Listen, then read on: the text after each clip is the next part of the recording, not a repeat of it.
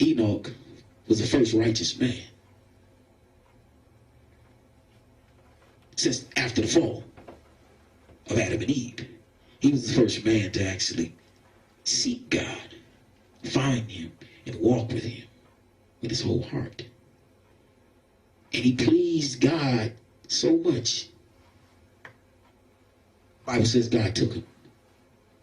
He raptured him up out of here. He said, you won't see death. You've done nothing to deserve death. I'm going to cover you. Everybody else going to die, but not you.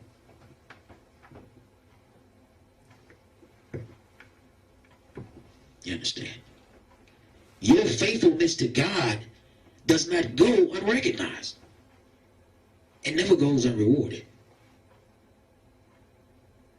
I told you every little thing matters to him. Every little thing. And Enoch lived 365 years. He walked with God. The Bible says it couldn't be found. People were looking for him. You seen Enoch?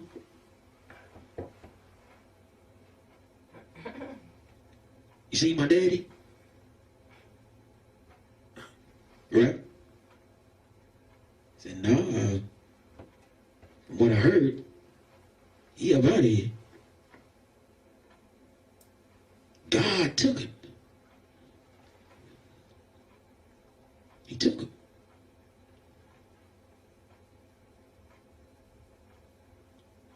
He got raptured. Now, I see, understand the difference between the rapture that's going to happen and what happened to Enoch. There is a difference. The one difference is he was not glorified before he was raptured. He was raptured in his natural self, his natural flesh. His flesh was instantly destroyed when he was raptured. And he went to heaven in spirit form, his soul.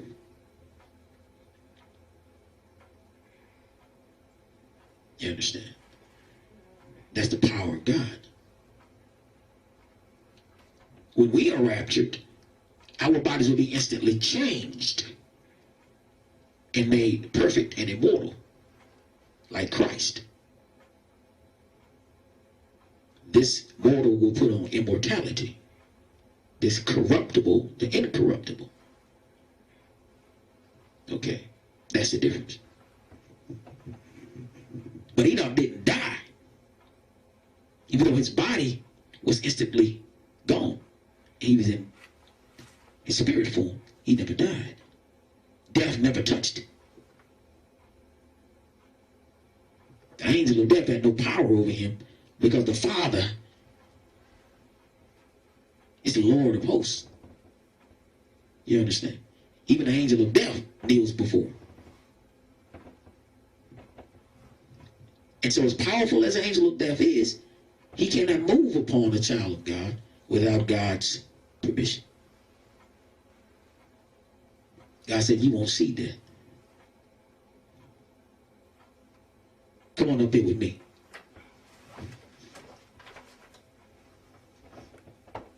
I didn't mean for you to actually come up with that. Okay, that's good. I'm talking about, he think he eating all yo. But that's all right. All right. He motivated. Didn't I tell you he motivated? You see that?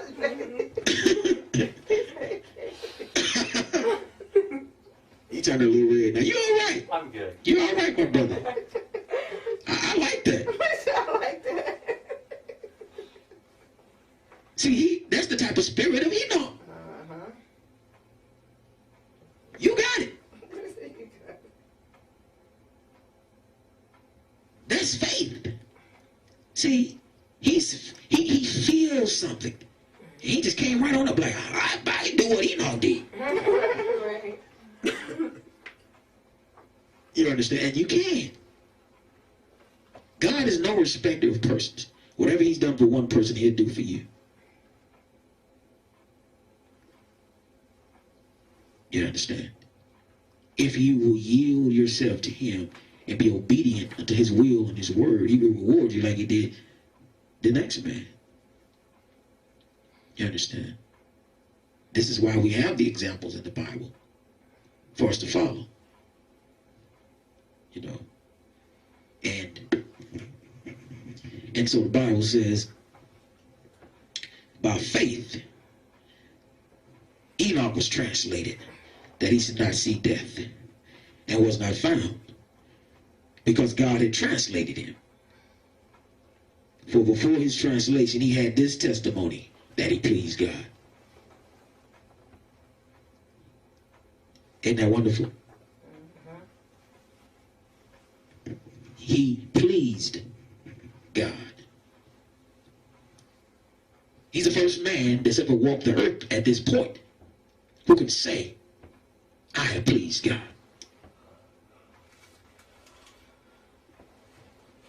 The first righteous man. He's referred to throughout time as righteous Enoch. Even the apostles acknowledged him in their writings. Righteous Enoch. And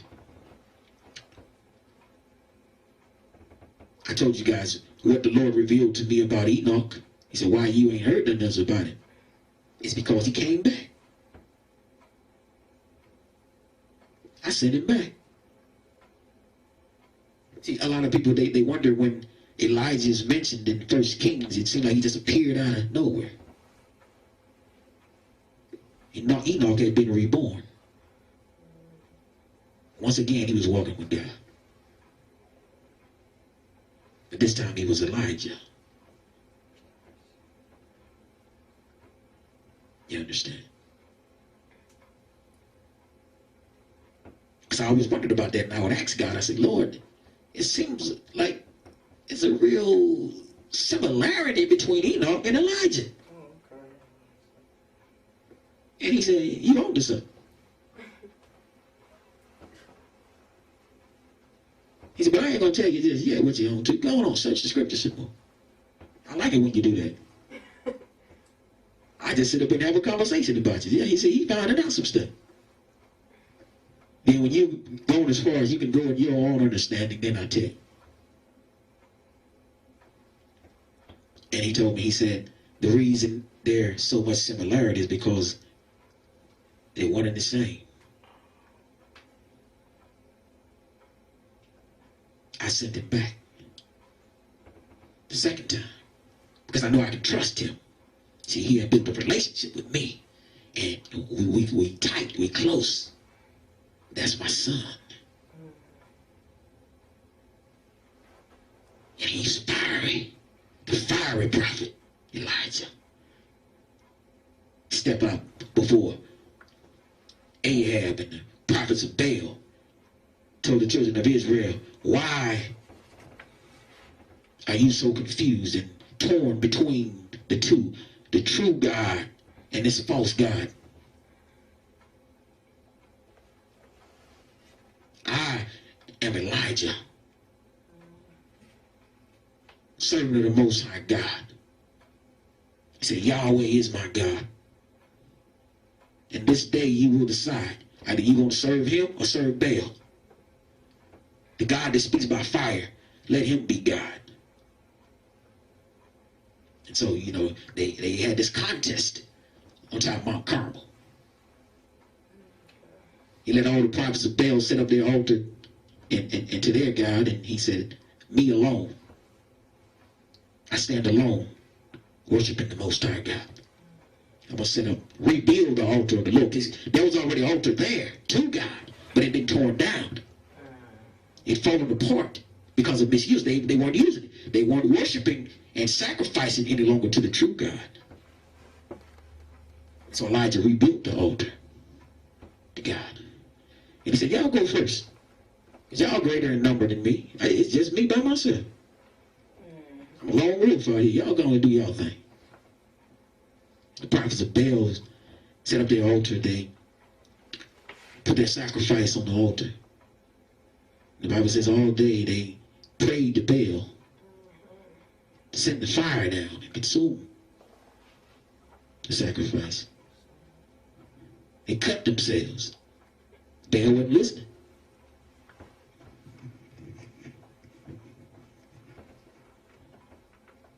Clock ticked.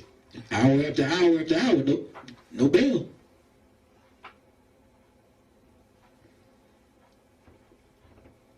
And Elijah said, just cry louder. He said, he's a God, so, maybe he just sleeps. So y'all cry louder.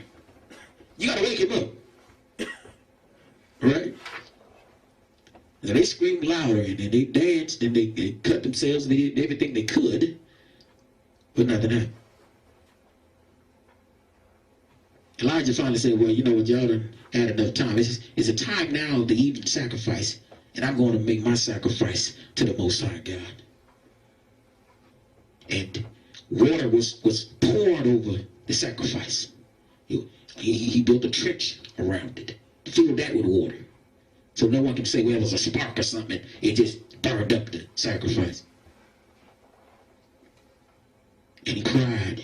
He kneeled down and he said, Yahweh God, hear me. Send your fire and consume the sacrifice so that the people will once again worship you and know that you alone are God who rules and reigns in the hearts of men.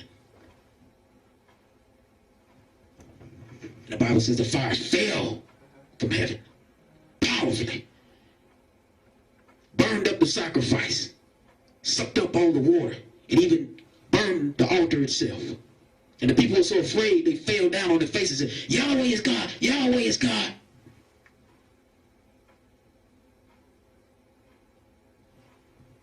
Elijah said, I told you.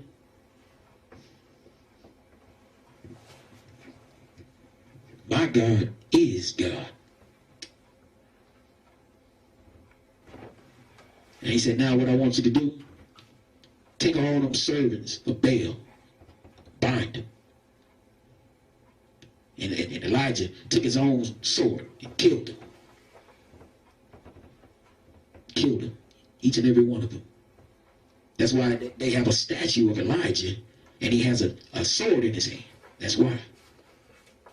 When he slew the prophets of Baal and reestablished worship of the one true God in Israel, he brought them back to God.